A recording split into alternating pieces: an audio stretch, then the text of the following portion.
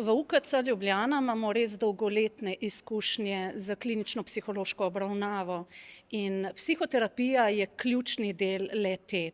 In prav zaradi tega smo se v UKC Ljubljana odločili, da smo se dolžni odzvati na osnutek zakona. Menimo, da vsakršna oblika pomoči ni psihoterapija. V UKC Ljubljana delamo z bolniki s telesno boleznijo, ki imajo lahko primarne ali sekundarne težave ali motnje na področju duševnega delovanja. In v UKC Ljubljana jih seveda obravnavamo z psihoterapevtskimi pristopi, ki so teoretično in znanstveno dokazano učinkoviti. Sama sem zato kognitivno-vedenjska terapevtka, ker je kognitivno-vedenjska terapija dokazano ena izmed najbolj učinkovitih pristopov in oblik zdravljenja v telesnem oziroma v somatskem settingu. Težave bolnikov je seveda potrebno videti na kontinuumu od nekih blagih duševnih težav preko zmernih do globokih. Na drugi strani pa so težave bolnikov lahko tudi posledica neke situacijske stresne situacije. Bolniki pa tudi oziroma klienti lahko iščejo pomoč tudi zato, ker si želijo izboljšati svojo produktivnost, svojo kvaliteto življenja. Bistveno je, da vidimo razlike med temi oblikami težav oziroma med klienti s tako različnimi težavami, kot sem jih omenila.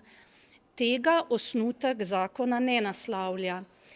Osnutek zakona tudi znižuje zelo pomembne teoretična znanja, ki so potrebna za izvajanje vseh oblik pomoči, predvsem pa tudi znižuje praktično usposobljenost. Na drugi strani pa osnutek zakona tudi ne predvideva znanstveno dokazanih psihoterapevtskih pristopov kot pristopov, ki se že sedaj v svetu uporabljajo kot najbolj učinkoviti. Zaradi omenjenega je ta osnutek zakona za nas v UKC nevaren in sporen.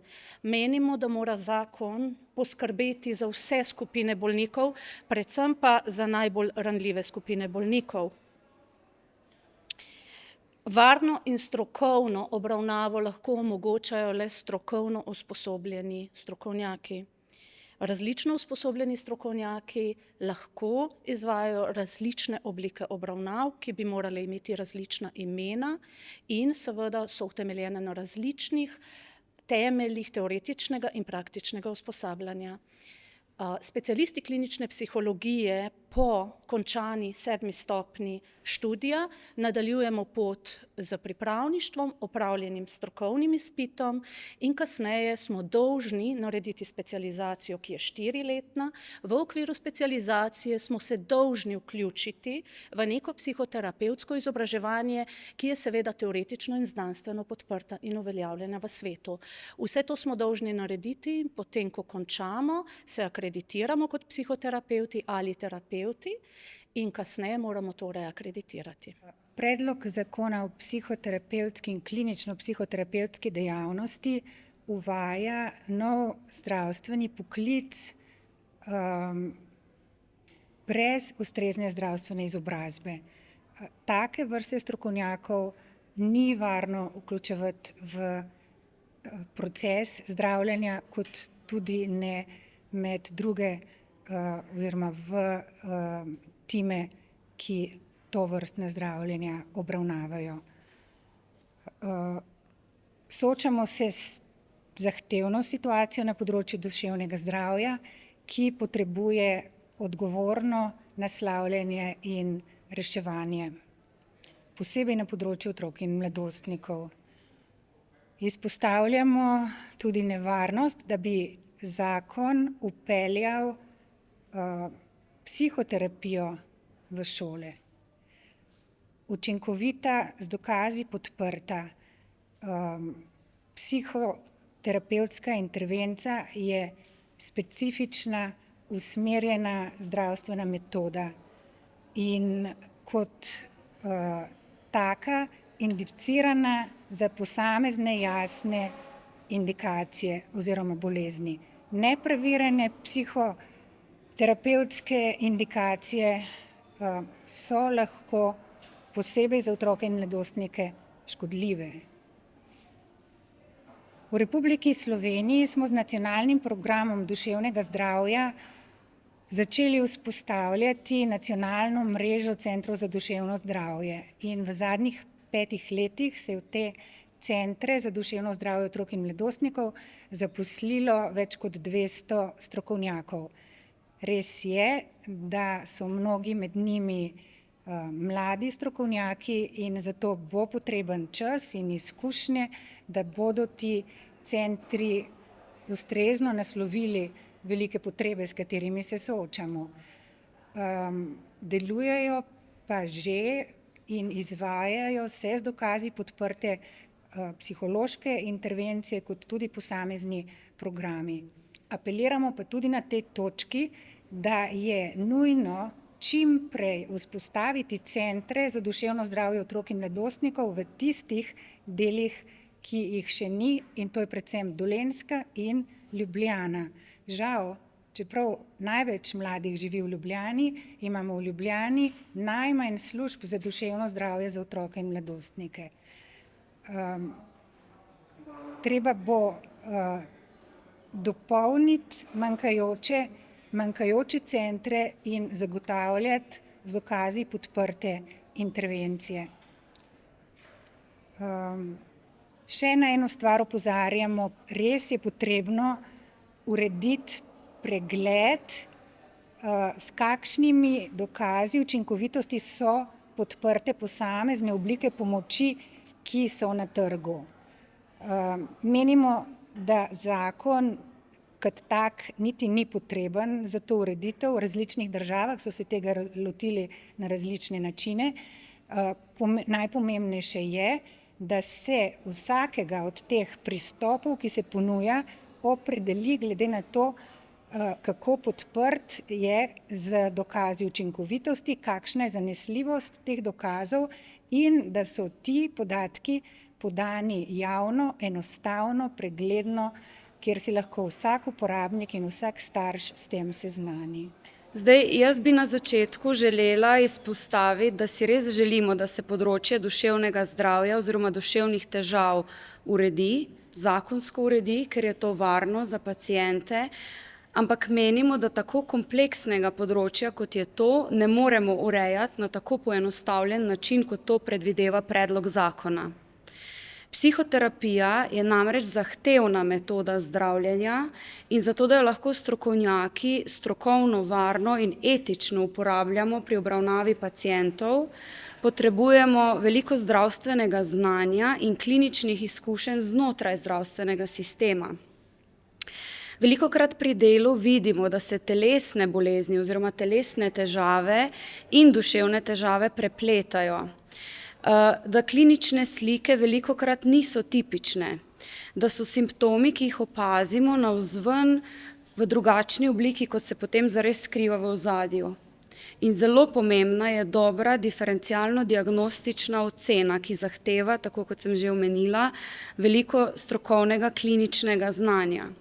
Samo na podlagi dobre diferencialno-diagnostične ocene lahko varno opredelimo potek zdravljenja oziroma klinično pot za posameznega pacienta. V ambulanti za kronično razširjeno nerakavo bolečino na URI Soča pretežno delamo psihoterapevtsko, torej glavnina našega dela predstavlja psihoterapija.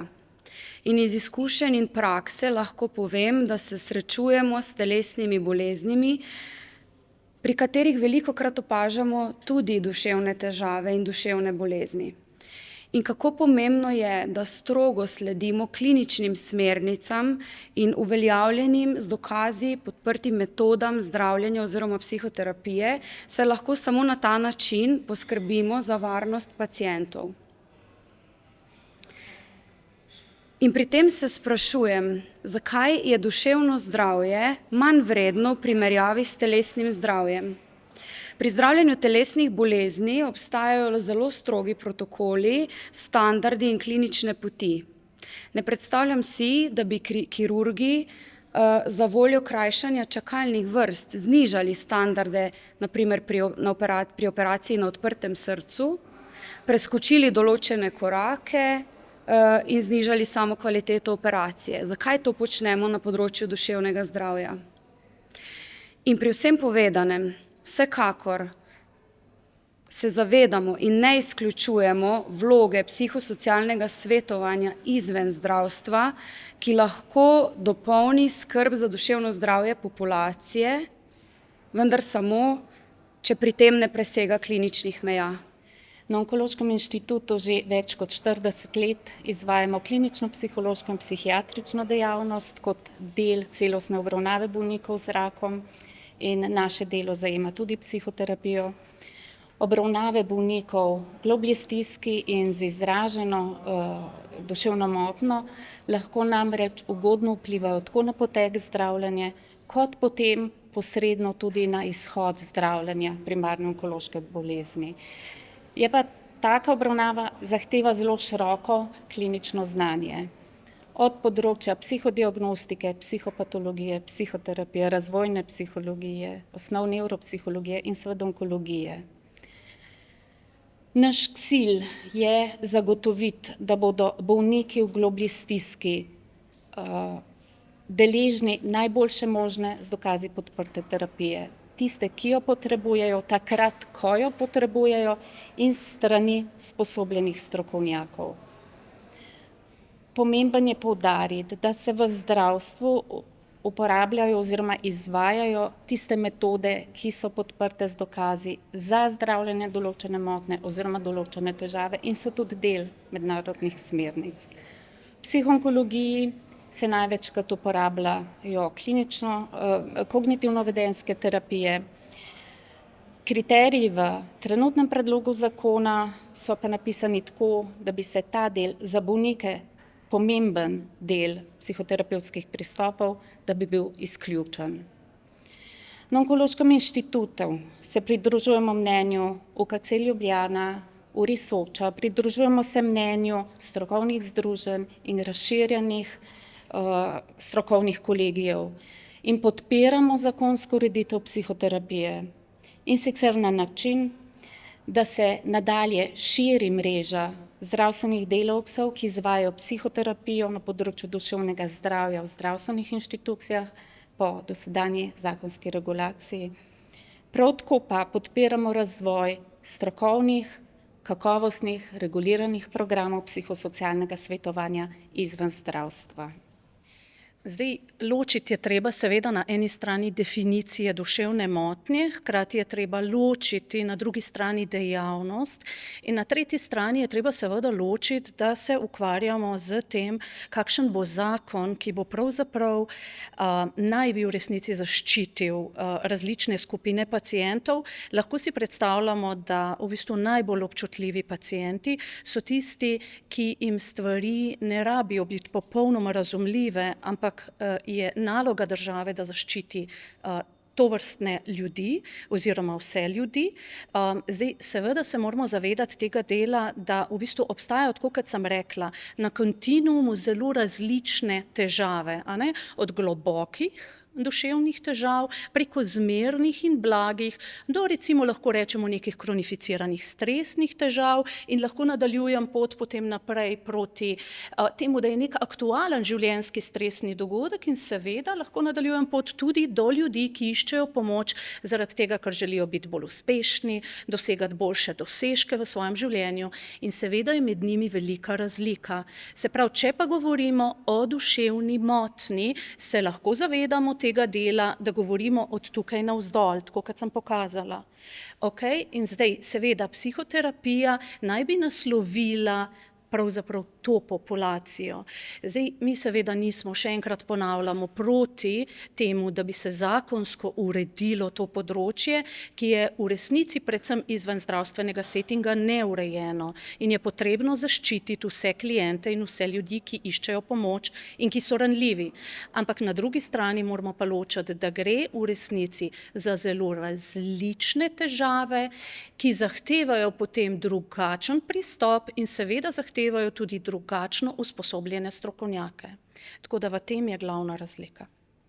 Mogoče bi še bilo pomembno dodati to, da psihoterapija, ki je metoda zdravljenja, ni vsemogočna, ni za vse ljudi, ki se soočajo z določenimi življenjskimi izzivi, ni enaka za vse in je tudi v določenem delu obravnave ljudi lahko kontraindicirana, torej škodljiva, kadar ljudi vključimo ob nepravem času.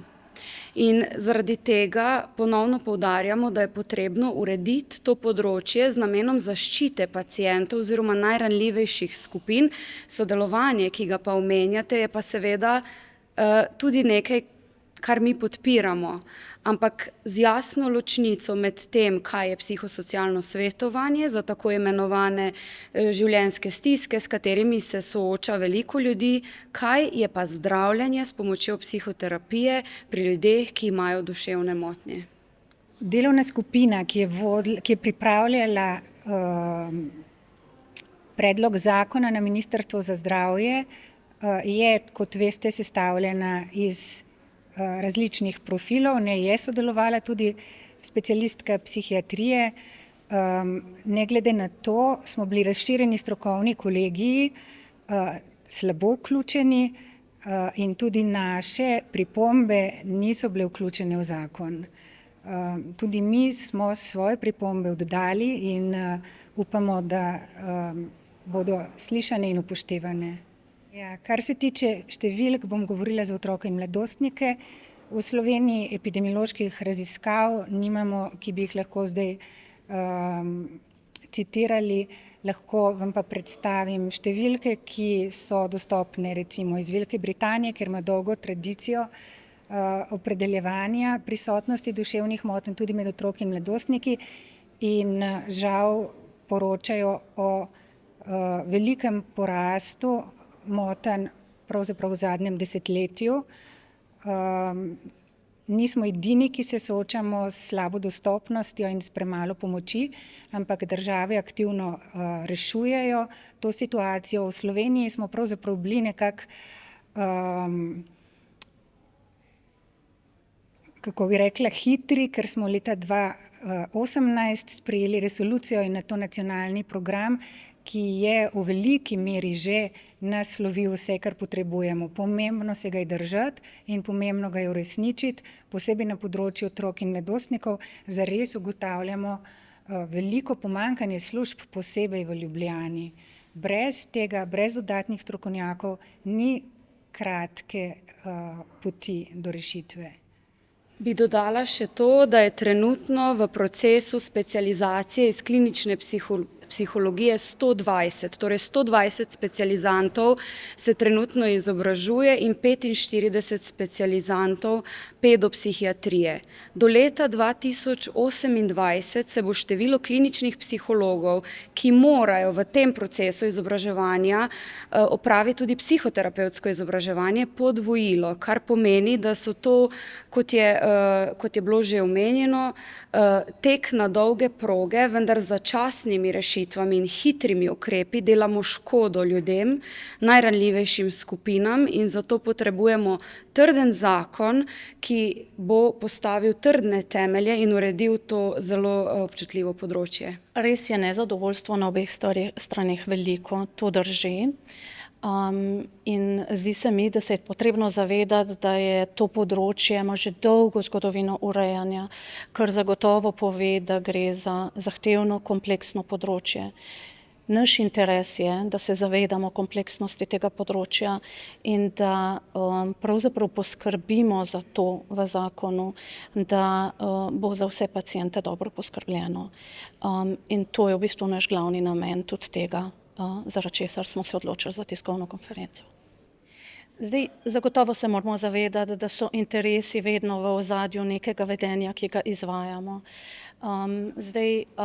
Jaz lahko govorim samo za našo stran. Na naši strani smo prepoznali to, da je osnutek tega zakona sporen v tem delu, da preveč generalizira, preveč posplošuje, da ima prenizke kriterije, tako v smislu izobraževalnega, teoretičnega znanja, kot tudi v smislu praktičnega pridobivanja znanja. In predvsem je naš interes, da ločimo, kaj so različne storitve storitve, ki jih lahko ponujamo za različne skupine ljudi. Zdaj, moje mnenje glede tega je seveda, če so različni interesi, seveda pride lahko do konflikta, pregovarjanja. Mi pač apeliramo res na zakonodajalca, apeliramo pač na vse ljudi, ki lahko kakorkoli pomagajo pri tem, da se v resnici poskrbi za vse bolnike, predvsem pa najbolj ranljive, ki naj bi jih vsak zakon zaščitil. Zdaj, mi smo v dialogu z ministrstvom ves čas, seveda v različnih oblikah našega dela. Veste, da nas vse ni toliko veliko, kliničnih psihologov se med sabo poznamo, tudi s kolegi, psihiatri seveda sodelujemo. Mi seveda želimo, da je tempo oblikovanja tega zakona primeren, da je tempo takšen in način takšen, da vključi vse najbolj pomembne oblike zaščite pacientov. Zdaj, naše aktivnosti so seveda prilagojene v resnici tudi našim zmožnostim. Zdaj, iskreno lahko povem, da je bilo zelo težko, ker smo ta predlog oziroma osnutek dobili pred poletjem, ko recimo v UKC Ljubljana večina ljudi seveda doživi in preživi svoj zaslužen dopust. Tako da smo se mogli res zelo natruditi, ker zavedate pa se lahko, ker veste, kakšne so čakalne dobe, da naše delo poteka z zelo hitrim tempom. Jaz imam vsak dan ogromno pacientov, s katerimi ponavljam, psihoterapevtsko delam. Tako da se bomo seveda prilagajali svojim zmožnostim, vsekakor bomo pa v ključnih momentih opozorili na stvari, na katere mora stroka opozoriti. In zdaj bomo videli, kako bodo vse stvari tudi tekle. V resnici ne vemo, kako bodo tekle, ker se vsi zavedamo, da je to odvisno tudi od ministrstev, od parlamenta, od vlade. Tako da smo pa tukaj zato, da poskrbimo za paciente.